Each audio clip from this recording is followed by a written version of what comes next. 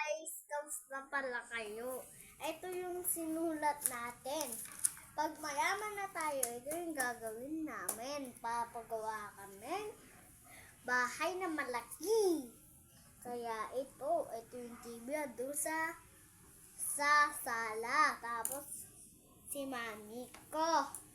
Tapos ako, si kuya ko nang basketball. Tapos, ito yung puno. Tapos, ito yung araw. Ito may ulap. Kaya ito, swimming pool to. Pag tumatambay ka, dito na lang ka tumatambay. At dito sa likod yung swimming pool.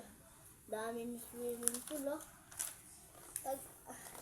Pag bigyan ko niyan pintuan dito, pangdating na doon, pag ni-open na, nandito na agad siya sa swimming pool.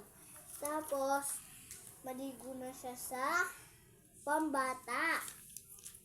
Bye-bye na, yun lang masasabi ko. Bye-bye.